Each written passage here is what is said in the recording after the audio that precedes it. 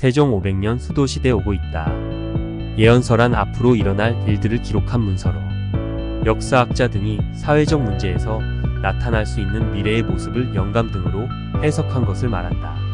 세계 최고의 예언서는 하나님의 계시를 기록한 구약 성경이다. 프랑스의 대예언가 노스트라다무스는 히틀러의 등장, 인류의 달 착륙, 코로나19 대유행, 2029년까지 화성 착륙, 제3차 세계대전, 세계식량 위기 등을 예언했는데 그의 예언은 70% 이상 적중률을 보였다.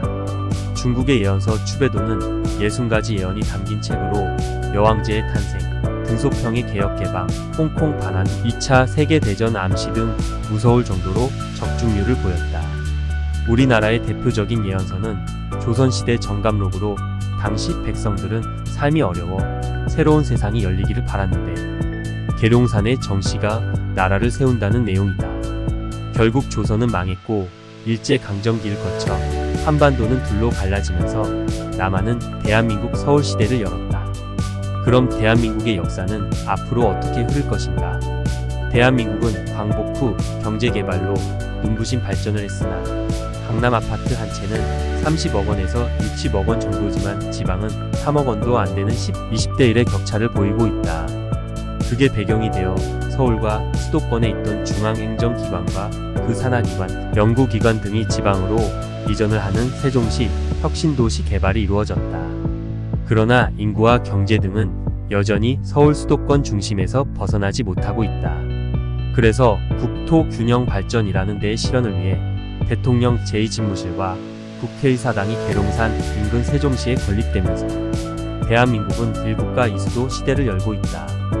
그러나 국가의 상징 시설인 대통령 제1집무실, 경제의 상징 시설인 삼성 등 대기업, 교육의 상징 시설인 서울대학교 등이 계속 서울에 있으면서 서울과 강남 아파트 등의 가격을 끌어올릴 수밖에 없다.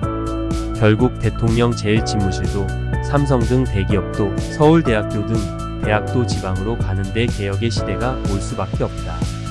그때쯤이면 대한민국의 국호도 변경되지 않을까 본다. 서울은 상징적인 수도로 남는다.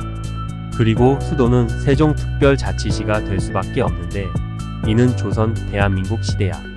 630년을 거쳐 오는 동안 비대해진 수도권 문제를 해결하기 위해 지방 소멸을 방지하기 위해 국토 균형 발전을 위해 대한민국이 가야 할 숙명적이고 필연적인 길이다. 세종 500년 수도 시대가 오고 있다. 헌법재판소는 2004년 10월 21일 신행정수도특별법 위헌 확인에서 헌법상 수도의 개념을 다음과 같이 판시했다. 결정요지. 일반적으로 한 나라의 수도는 국가 권력의 핵심적 사항을 수행하는 국가기관들이 집중 소재하여 정치행정의 중추적 기능을 실현하고 대외적으로 그 국가를 상징하는 곳을 의미한다. 헌법기관들 중에서 국민의 대표기관으로서 국민의 정치적 의사를 결정하는 국회와 행정을 통할하며 국가를 대표하는 대통령의 소재지가 어디인가 하는 것은 수도를 결정하는 데 있어서 특히 결정적인 요소가 된다.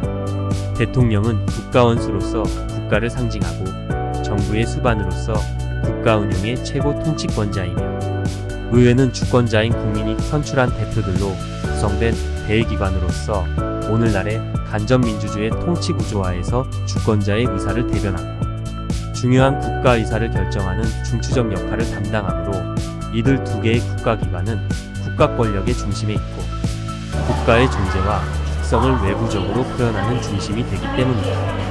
위 판시에 의한 수도는 대통령과 국회가 있는 곳을 의미하는 것이어서 우리나라 수도는 서울이다. 그러나 세종특별자치시에 2027년까지 대통령 제2집무실이 2031년까지 세종 국회의사당이 건립 예정이어서 대한민국은 1국가 2수도 시대를 열고 있다.